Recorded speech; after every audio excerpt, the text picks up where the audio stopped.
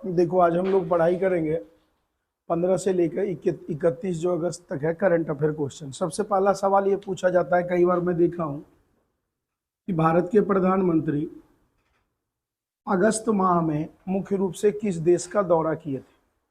तो रिसेंटली जो है अगस्त माह में एक देश का ये दौरा किए थे जिसका नाम क्या है, पोलैंड। क्लियर है। अब यहाँ से यह भी सवाल पूछा जा सकता है कि पोलैंड का जो कैपिटल है, राजधानी है, तो वह क्या है। तो आप ध्यान रखिएगा, पोलैंड का जो कैपिटल है उसे हम लोग वार्सा के नाम से जानते हैं। वार्सा से एक क्वेश्चन और बनता है, एक समझौता हुआ था जो मैं काफी पहले आप लोगों को बताया हूं, जिसे हम लोग कहते हैं वार्सा पैक्ट, वार्सा ट्रीटी भी कहते हैं।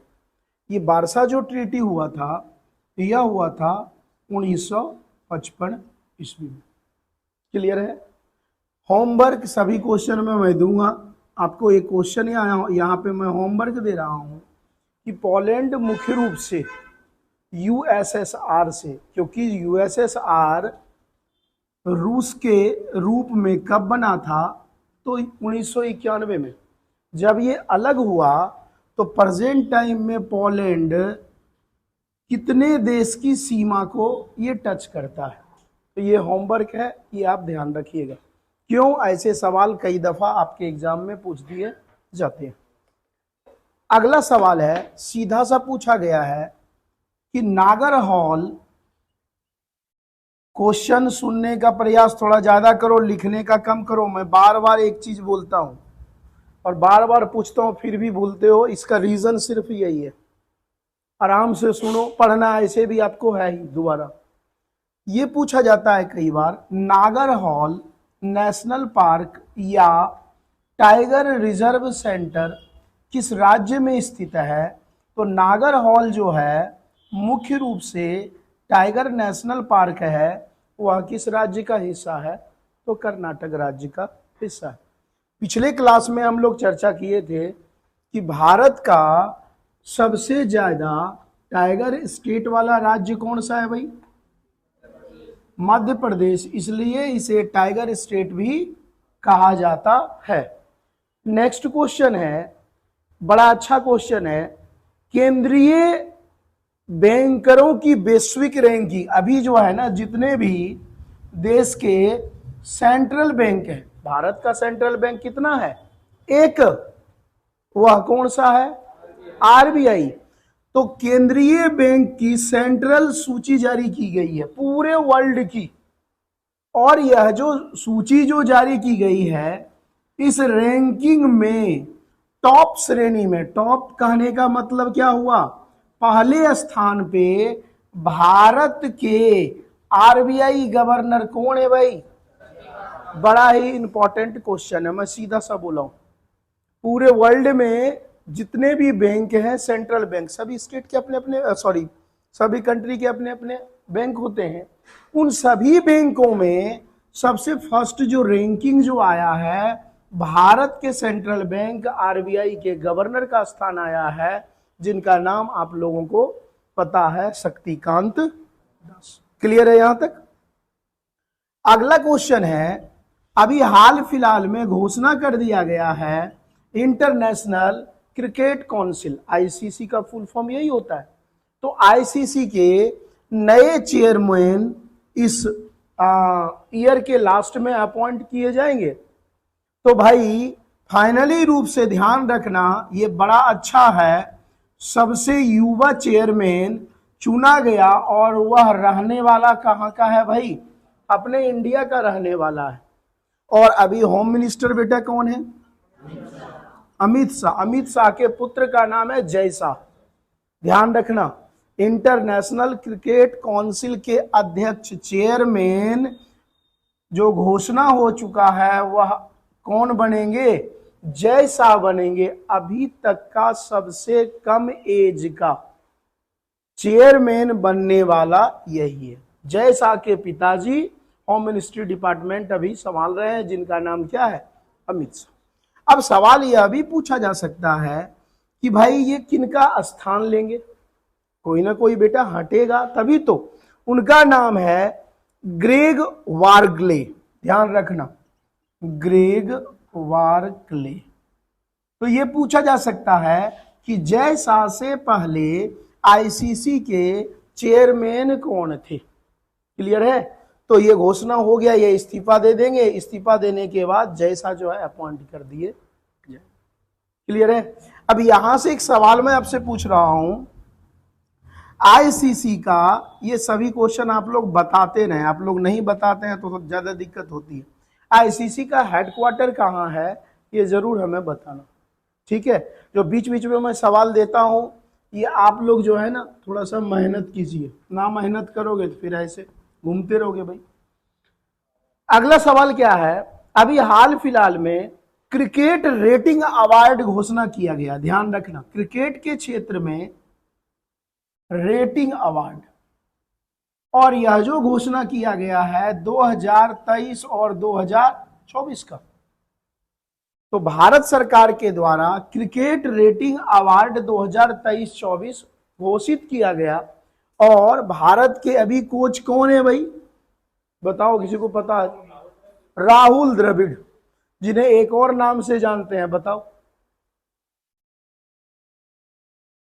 लोग मैच देखते हो तो बताओ भाई। इन्हें भारत का पिलर कहा जाता है। जब ये क्रिकेट खेलते थे, जब ये खड़े हो जाते थे तो इनको आउट करने वाला रियल में कोई नहीं होता था, ठीक है? तो राहुल द्रविड़ को अभी क्रिकेट रेटिंग अवार्ड जो है मिला है 2023-24 का। क्लियर है? और दूसरा सवाल इसी में है, क्रिकेट के क्षेत्र में इन्हें लाइफ टाइम अचीवमेंट अवार्ड भी मिल चुका है। ये दोनों के दोनों याद रखना, क्रिकेट रेटिंग 2023-24 का अवार्ड भारतीय कोच राहुल द्रविड़ को मिला है, और क्रिकेट के क्षेत्र में लाइफ टाइम अचीवमेंट अवार्ड भी इन्हीं को दिया गया है।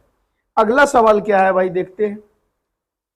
अगला सवाल सीधा सा है, ईस्ट इंडिया कंपनी से सवाल पूछा गया है। ईस्ट इंडिया जो कंपनी थी, कहां की कंपनी थी भाई?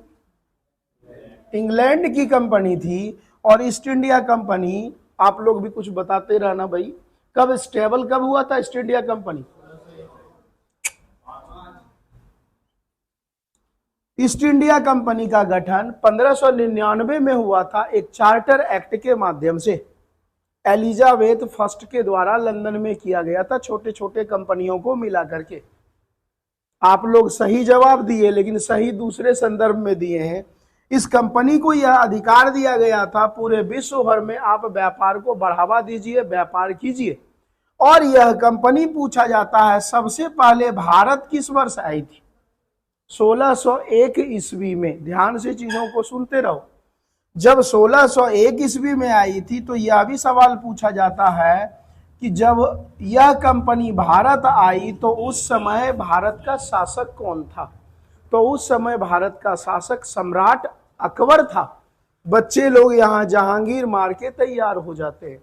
जहांगीर ने परमिशन दिया था ट्रेड करने का, व्यापार करने का। तो 1599 में चार्टर एक्ट के जरिए बना, 1601 ईस्वी में ये क्या हो गया भाई? भारत आ गया। और उस समय भारत का राजा कौन था? ठीक है। अब एक और सवाल पूछा जाता है कि ईस्ट इंडिया कंपनी की जो पहली जो जहाज थी, जो बड़ी जहाज थी, वो किस वर्ष आई? ठीक है। और इसके जो मेन कमांडर थे, इसका नाम था हॉकिंस। तभी तो पूछा जाता है हॉकिंस इस जहाज को किस वर्ष लेकर के आया था? 1608 ईस्वी में। और किस पोर्ट पे इसे उतारा था भाई? तो सूरत। सूरत किस राज्य का हिस्सा पड़ेगा? गुजरात राज्य का हिस्सा पड़ेगा। 1608 में ही हॉकिंस ने एक अधिकार मांगा था जहांगीर से, क्योंकि अकबर की मृत्यु सन 1605 ईस्वी में हो चुकी है। लेकिन हॉकिंस को यह अधिकार नहीं मिला। और उसके बाद आया था थॉमस रो या टॉमस रो। ठीक है। टॉमस रो को जहांगीर ने व्यापार करने का भारत के कुछ क्षेत्रों में अधिकार दे दिया था। अब सवाल आप लोगों से है, यह अधिकार किस वर्ष दिया था? यह आप जरूर बताना, क्योंकि कई दफा मैं पूछा हूं, देखा भी हूं, डायरेक्ट डेट पूछ दिया जाता है। क्लियर है? अगला क्वेश्चन है भाई, राजगुरु। राजगुरु का पूरा नाम कोई बताओगे? हम लोग पढ़ते हैं ना भाई, शहीद दिवस कब मनाते हैं? 2 बार मनाते हैं शहीद दिवस। कब कब बताओ, कौन बताओगे? हाँ, एक गांधी जी की जब मृत्यु हुई है उनके यादों में, और एक जो 3 दोस्त थे राजगुरु, सुखदेव और भगत सिंह। तो राजगुरु का पूरा नाम, राजगुरु का जो पूरा नाम है उनका नाम है शिवराम राजगुरु। ध्यान रखना, शिवराम राजगुरु। रूप से रहने वाले ये महाराष्ट्र के पुणे साइड के रहने वाले थे। ये क्रांतिकारी गतिविधि में लिप्त हुए और सैंडर्स के केस में कब भाई? 23 मार्च 1931 को, ठीक है, फांसी दी गई थी। और 3 मित्र थे, एक तो राजगुरु हो गए, दूसरा कौन हो गए? सुखदेव, और तीसरे हो गए भगत सिंह। अगला क्वेश्चन है, भारत सरकार अभी हाल फिलहाल में पेंशन नियम लागू करने का विचार सोच रहे हैं। ठीक है, तो यहां से कुछ क्वेश्चन फुल फॉर्म मुझे लगता है ज्यादातर पूछा जाएगा। सबसे पहले यह पूछा जाएगा ओपीएस का फुल फॉर्म क्या है? Old pension scheme. हो सकता है डायरेक्ट आपके एग्जाम में उठा करके दे दे। 2004 से पहले जो पेंशन दिए जाते थे उस पेंशन को हम लोग क्या कहते थे? Old pension scheme. 2004 में भारत सरकार के द्वारा एक नया स्कीम आया और उस नए स्कीम का नाम क्या है ना? New pension scheme. लेकिन भारत सरकार हाल फिलहाल में एक और पेंशन स्कीम की घोषणा किए हैं। बताओ यूपीएस का फुल फॉर्म क्या होता है?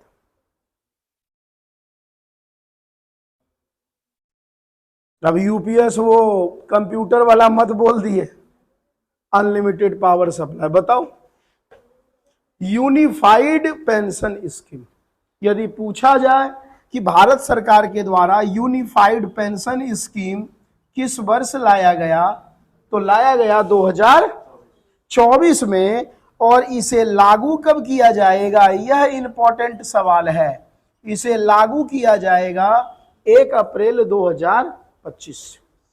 और रिकवर होंगे जो नए जो चेहरे आएंगे, इसमें लगभग कितने कर्मचारी आएंगे? तो 23 लाख के आसपास। बढ़िया स्कीम है। हाँ भाई, जैसे जैसे समय बढ़ रहा है वैसे वैसे खर्चे बढ़ रहे हैं, तो सरकार भी अपने कुछ ना कुछ तो लेंगे। पहले सरकार ओल्ड पेंशन स्कीम में कितना % लेते थे? 10। एनपीएस पे लेते थे 14%, और इस पे लेंगे लगभग 18.5%। क्योंकि खर्च बढ़ेंगे तो उनके भी तो अपने देनदारी वगैरह होते हैं। तो मुझे जहां तक लगता है, ये पहले तो फुल फॉर्म याद रखना, और ये जरूर याद रखियो, 1 अप्रैल 2025 से लागू हो जाएगा। और इसमें कितने कर्मचारी आएंगे? तो लगभग 23 लाख कर्मचारी आएंगे। क्लियर है? नेक्स्ट अगला जो सवाल है, भारत सरकार बड़े पैमाने पर रिसाइकिल प्रक्रिया पे चल रहा है। रिसाइकिल समझते हैं? दोबारा से उस चीज का फिर से, क्योंकि नए सिरे से करेंगे तो ज्यादा खर्चा होगा, तो दोबारा से करने के लिए अभी हाल फिलहाल में चेन्नई के थिरुविंदई, नाम भी कुछ कुछ बड़े खतरनाक होते हैं, थिरुविंदेई, कहां पड़ता है भाई? यो चेन्नई। चेन्नई कहने का मतलब क्या हो गया? तमिलनाडु में। तो ये एक सैटेलाइट सेंटर है जहां से मिसाइल वगैरह लॉन्च किए जाते हैं। तो चेन्नई के थिरुविंदई, बड़ा इंपॉर्टेंट क्वेश्चन है, ध्यान रखना, में देश का पहला रीयूजेबल समझते हो, जिसका पहले से यूज हो चुका है, उस मिसाइल को दोबारा से फिर से परीक्षण किया गया और यह मिसाइल सफलता पूर्वक यह परीक्षण में सक्सेस रहा। तो आने वाले समय में कहीं ना कहीं इंडियन गवर्नमेंट इसी कदम पे आगे बढ़ा रहे हैं। तो जो जितने भी चीज अभी देखते हैं ना, बोतल, प्लास्टिक बोतल वगैरह कैसे होते हैं, या न्यूज़पेपर वगैरह देखते हो, फिर से दुकानदार आते हैं, कबाड़ी वाले ले जाते हैं, तो ये जरूरी है। अब यहां से क्या सवाल पूछा जा सकता है कि ये जो किया गया किस रॉकेट से किया गया, ये इंपॉर्टेंट। उस रॉकेट का नाम है रूमी 2024, ध्यान रखना। तो पहला रॉकेट जिससे रीयूजेबल दोबारा से फिर से सफल परीक्षण किया गया, कहां से किया गया? तमिलनाडु, चेन्नई सैटेलाइट सेंटर का जो प्लेस जो है वो कौन सा है भाई? थिरुविंदई है, और उसका नाम क्या है? रूमी 2024। हो सकता है इंग्लिश में भी ये शब्द दे दे, क्योंकि मुझे लगता है हिंदी में ना दे करके अब इंग्लिश में इसे हम लोग बोलते हैं RHUMI। तो कंफ्यूज मत करना, मैं दोनों चीज लिख दिया हूं। बोला जाता है इसे रूमी, लेकिन यहां देखो, यहां क्या हो गया? RH से रू हो गया, ठीक है। तो इस कारण से मैं दोनों चीज बता दिया हूं। रूमी 2024 को लॉन्च जो किया गया रॉकेट से, कहां से किया गया? ये कंडीशन, ये क्वेश्चन बड़ा अच्छा, जैसे RBI गवर्नर वाला, कहीं ना कहीं क्वेश्चन उठा करके वो चिप देगा और बढ़िया तरीके से वो चिपेगा। अभी हाल फिलहाल में क्रिकेटर का नाम आप लोग जानते होंगे, शिखर धवन, ठीक है। शिखर धवन जितने भी खेल प्रारूप हैं सभी से क्या ले चुके हैं भाई? संन्यास ले चुके हैं। जनरली कभी कभी सवाल उठा करके दे दिया जाता है। और इसे क्या इनका उपनाम क्या था बताओ? इन्हें क्रिकेट का गब्बर कहा जाता था, ठीक है। तो जो भी नाम, क्या पता कैसे कहां से, क्रिकेट के जो गब्बर हैं शिखर धवन, अब क्या किए हैं? संन्यास ले चुके हैं। नेक्स्ट अगला सवाल क्या है भाई? आप लोगों को एक प्रोजेक्ट हम पढ़ाए थे, उस प्रोजेक्ट का नाम था चीता प्रोजेक्ट। चीता प्रोजेक्ट की शुरुआत कब हुई थी बताओ? 17 सितंबर 2023। बेशरम, खा खा के ये मोटा का पेट फूलता जा रहा है और कुछ न है, क्या पता ज्ञान कब लाएगा। 17 सितंबर 2022 को एक प्रोजेक्ट चलाया गया भारत सरकार के द्वारा, चीता प्रोजेक्ट चलाया गया। और पहले किस देश से लाया गया था चीता? बताते जाओ तुम लोग। नामीबिया। दूसरा देश कौन सा था? अब यहाँ पे एक तो नामीबिया हो गया, दूसरा हमारा क्या हो गया? South Africa. सरकार यहाँ पे जो चीता लाया गया ना, वो सर्वाइवल नहीं कर पा रहे हैं इंडिया में अच्छे तरीके से, जो है ना जितना होना चाहिए सर्वाइवल, वो सही तरीके से एडजस्ट नहीं कर पा रहे हैं। तो सरकार ये सोच रहे हैं कि दूसरे कंट्री से मंगाया जाए। अफ्रीकन कंट्री अभी हाल फिलहाल में आने वाला है, नवंबर दिसंबर में आने वाला है चीता। तो 2 और देश इसमें जुड़ जाएगा, ध्यान रखना। वो 2 देश का नाम है, एक का नाम है सोमालिया और दूसरे का नाम बताओगे? तुम लोग पढ़ते हो करंट अफेयर, बताओ कोई? घने फोन पे देखते रहते हो।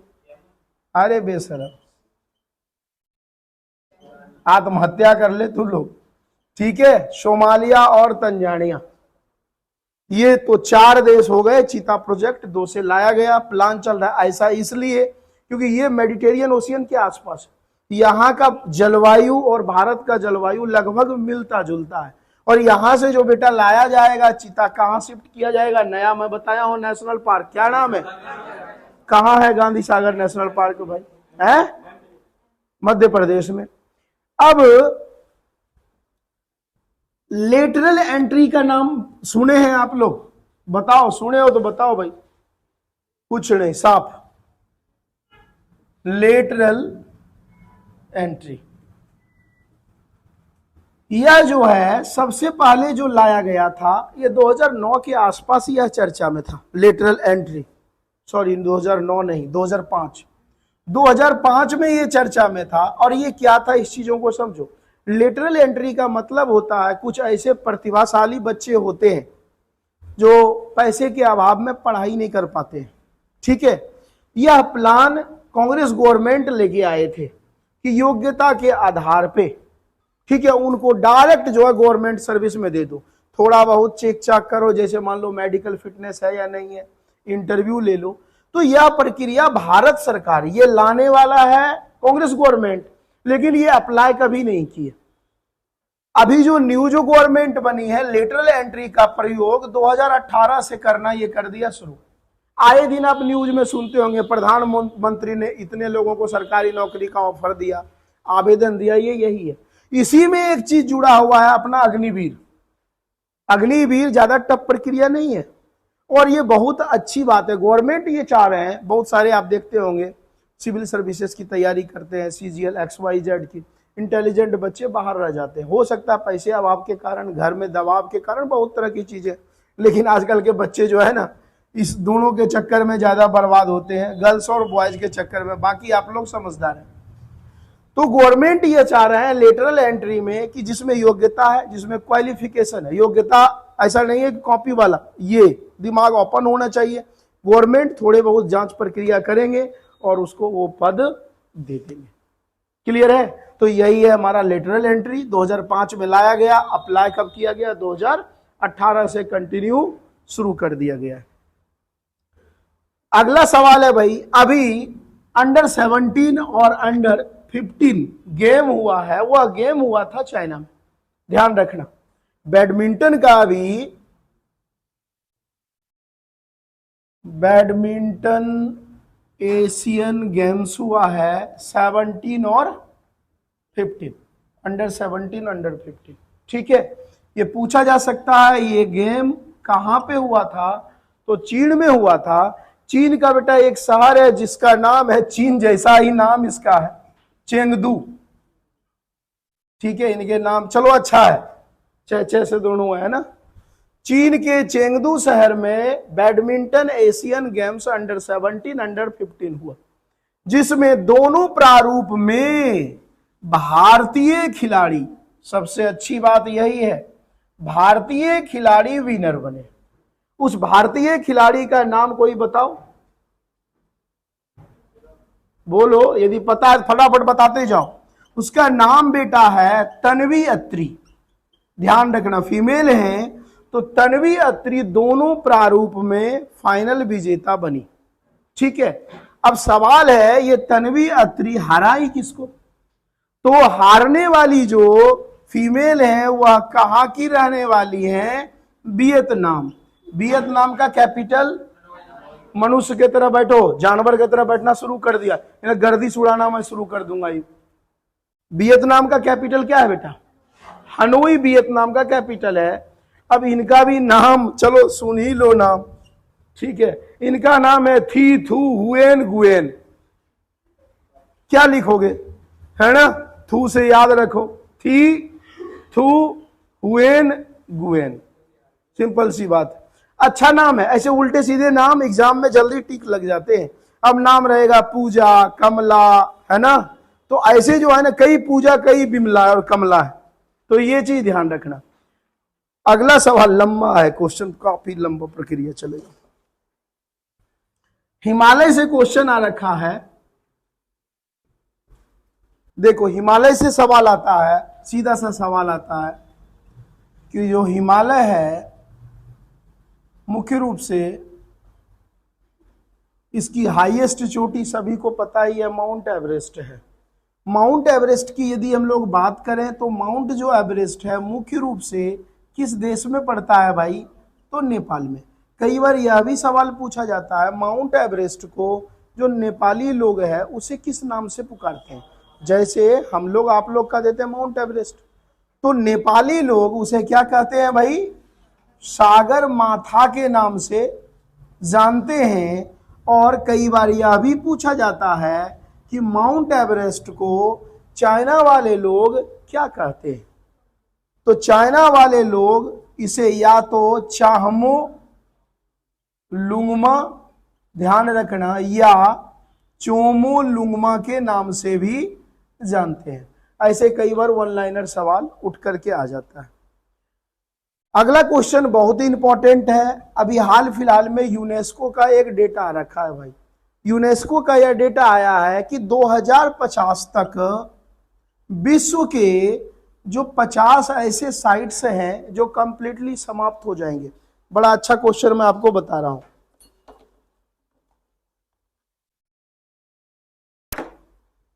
अब ये 50 साइट, सबसे पहला सवाल यह पूछा जाएगा कि टोटल यूनेस्को में, वो गेट सही सटा दो, यूनेस्को में टोटल जो साइट्स हैं वो कितने हैं? तो यूनेस्को की बेटा हम बात करें तो टोटल साइट्स की संख्या प्रेजेंट टाइम में कितना है? तो 1223 है। लेकिन इस 1223 में कहा गया है कि 2050 तक कितने साइट्स विलुप्त हो जाएंगे? 50।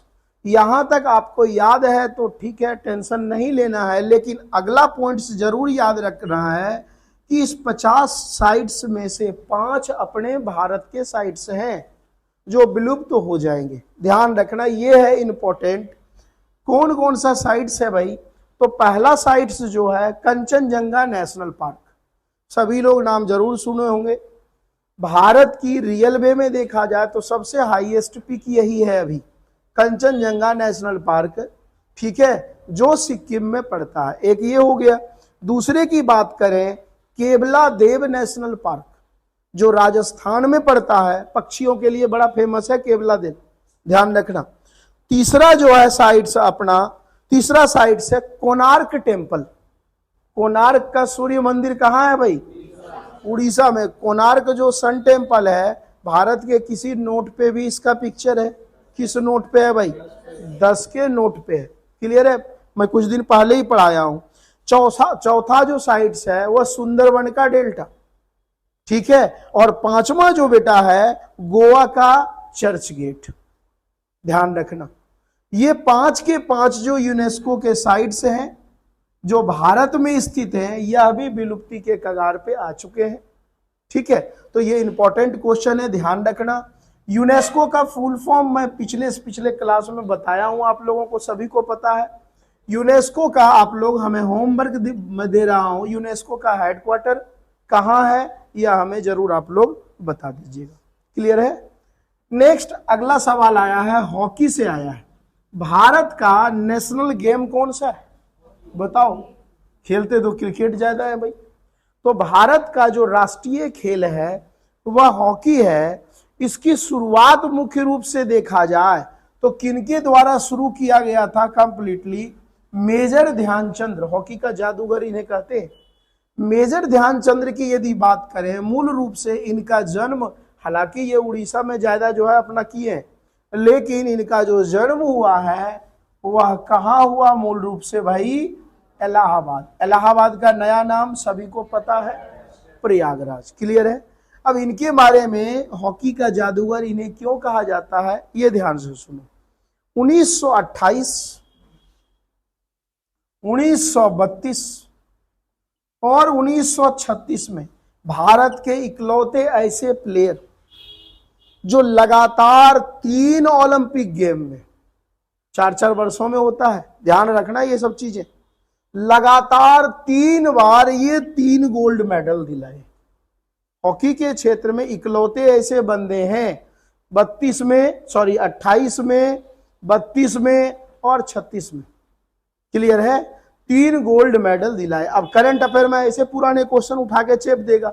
अब तुम लोग कहोगे जी रहे हैं 2024 में पूछ दिया यहां से, यह भी तो पूछा जा सकता है, ठीक है। यह भी मुख्य रूप से दे सकता है कि ये टोटल ओलंपिक में कितने मैच खेले थे। टोटल बेटा जो तीनों ओलंपिक में टोटल जो गेम खेले थे ये 12 गेम खेले थे। और गोल जो ये दागे थे, या टोटल जो गोल दागे थे वो कितने? 37, ठीक है। और इसी के लिए 28 में, 32 में और 36 में, तीनों में इन्हें गोल्ड मेडल मिला, इसलिए इन्हें हॉकी का जादूगर भी कहा जाता। क्लियर है? नेक्स्ट सवाल की ओर बढ़ते हैं। बड़े अच्छे अच्छे सवाल बन रहे हैं भाई। अगला सवाल है कि भारत, ध्यान रखना, भारत उन देशों की कैटेगरी में आ गया है, यूएसए, रूस और चाइना, जो स्वदेशी पनडुब्बी तो बना रहे हैं, पनडुब्बी समझते हैं ना, सबमरीन, पानी के अंदर, वैसे पनडुब्बी बनाने वाला भारत देश बन चुका है, जो पानी के अंदर अपने पनडुब्बी को रखेंगे और उससे रॉकेट लॉन्च कर सकते हैं। और खास बात यह है कि लंबी दूरी 700 किलोमीटर से कई हजार किलोमीटर तक रॉकेट ये दाग सकते हैं उस पनडुब्बी से, और इसका अता पता किसी और कंट्री को नहीं चलेगा। मतलब वह जो पनडुब्बी है किसी भी कंट्री के रडार के पकड़ में नहीं आएंगे। और यह प्रक्रिया कब शुरू हुई थी? यह प्रक्रिया भाई शुरू जो हुआ था, यह प्रक्रिया शुरू जो की गई थी कि ऐसा पनडुब्बी सबमरीन जो बनाया जाए, वो किस वर्ष प्लान शुरू हुआ था? 2009 में। लेकिन फिर वही वाली कहानी है ना, प्लान बनाना जो है ना आम बात है, अप्लाई करना बड़ा मुश्किल हो जाता है। और इसको फिर जो न्यू गवर्नमेंट आए हैं उन्होंने इसको कंप्लीट प्रारूप दिया और भारत का पहला सबमरीन स्वदेशी जिससे रॉकेट लॉन्च हो सकता है और जो रडार के पकड़ में ना आए, कब लॉन्च किया गया? 2016 में। और इस पनडुब्बी का बेटा नाम था INS अरिहंत। तो भारत का पहला ऐसा पनडुब्बी जो स्वदेशी तो है ही, जिसके रडार पकड़ में ना आए, रॉकेट जो है ना आसानी से इससे लॉन्च किया जाए, प्लान बना 2009 में, जुलाई 2009 में। इसे जो है अप्लाई कब किया गया? पहला पनडुब्बी को लॉन्च कब किया गया? 2016। क्लियर है? दूसरा पनडुब्बी 2024 में लॉन्च किया जा चुका है और इसका नाम है INS अरिघात। ध्यान रखना, इस अरिघात के बारे में यह पूछा जा सकता है क्योंकि हाल फिलहाल में लॉन्च हुआ है। इससे किस रॉकेट का प्रयोग पहली बार किया गया है? तो ध्यान रखना, K-15 नामक मिसाइल, K-15 नामक मिसाइल को लॉन्च किया गया और इसकी मारक क्षमता लगभग 750 किलोमीटर है और मिशन कंप्लीट हो गया सक्सेस। और इसी के साथ भारत इन 3 देश की कैटेगरी में इस तरह का वेपन्स, इस तरह का यूज करने वाला मात्र वर्ल्ड के 3 कंट्री, USA, रसिया, चाइना, चौथा अपना देश बन चुका है। और तीसरा जो लॉन्च होने वाला है वो भी डेट फिक्स नहीं हुआ है, उसका नाम है अरिदमन। ध्यान रखना, INS अरिदमन। यह भी पूछा जा सकता है कि INS अरिहंत की श्रेणी में कौन कौन आता है? तो अरिहंत में तो एक अरिहंत आ ही गया, दूसरा कौन आएगा? अरिघात। देखो ऐसे नाम है। तीसरा क्या है? अरिदमन। अरिहंत लॉन्च किया गया 2016 में, हाल फिलहाल में लॉन्च किया कौन सा किया गया? अरिघात किया गया। और इससे कौन सा मिसाइल का सफल परीक्षण? K-15। प्लान चल रहा है, अगला जो आएगा वह कौन सा आएगा भाई? तो अरिदमन आएगा। क्लियर है यहां तक? नेक्स्ट अगला देखते हैं क्या सवाल है भाई।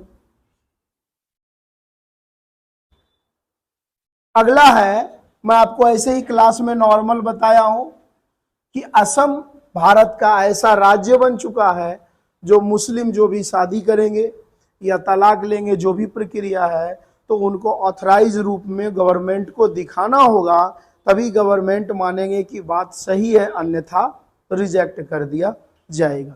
हो सकता है उठा करके ऐसे सवाल उठा करके दे दिया जाए। एक और क्वेश्चन है भाई, हाल फिलहाल में विदेशी यूनिवर्सिटी भारत में बड़ा आने लगा है, क्यों? गवर्नमेंट सुविधा दे रहे हैं। जो विदेशी यूनिवर्सिटी है, हाल फिलहाल में ब्रिटेन की बेटा यूनिवर्सिटी है जो पूरे वर्ल्ड में 100 रैंकिंग में आते हैं, 100 रैंकिंग में आते हैं, 78 के अराउंड आते हैं ये यूनिवर्सिटी। इस यूनिवर्सिटी का नाम है साउथैम्पटन यूनिवर्सिटी। यह भारत में अपना कैंप लगाने का प्रयास कर रहे हैं और इसके लिए सारा प्रक्रिया पूरी हो चुकी है। और यह कैंप कहां पे लगाएंगे भाई? गुरुग्राम में लगाएंगे।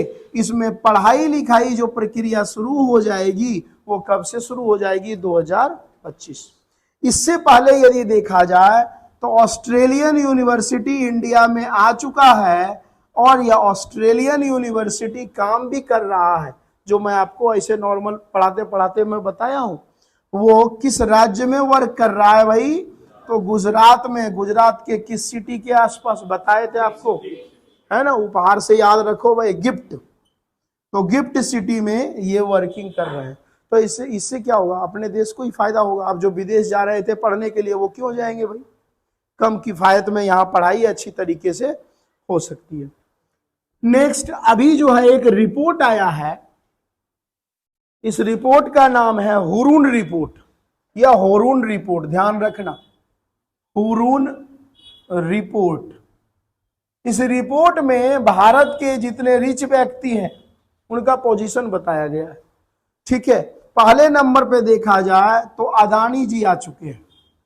भारत के पहले जो अभी जो हाल फिलहाल में जो रिपोर्ट आया है, पहले नंबर पे अदानी जी का पोजीशन है। और इनका जो इनकम यदि देखा जाए लगभग 11.6 लाख करोड़ है। ठीक है, फर्स्ट पोजीशन।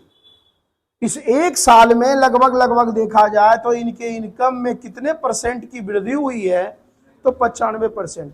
हालांकि ये डेटा कोई जरूरी नहीं है, ये नाम जरूरी है, ज्यादा डीप में जाना बेवकूफी है।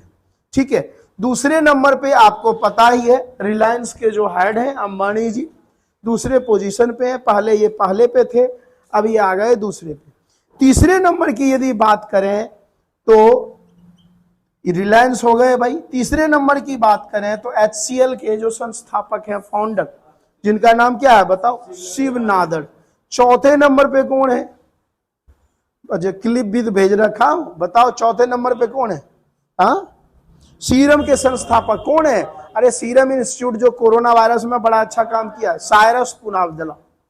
ठीक है, और पांचवें नंबर पे ये सन फार्मा कंपनी के निर्देशक है जिसका नाम है दिलीप सांघवी। पांचों याद रखना, पहले नंबर पे अदानी, दूसरे नंबर पे अंबानी, तीसरे नंबर पे शिव नादड़, चौथे नंबर पे साइरस से नाम याद रखना, और पांचवें नंबर पे दिलीप सांघवी। ठीक है, आखिरी क्वेश्चन ही है, 29 अगस्त को हम लोग कौन सा दिवस मनाते हैं, बताओ कोई भी।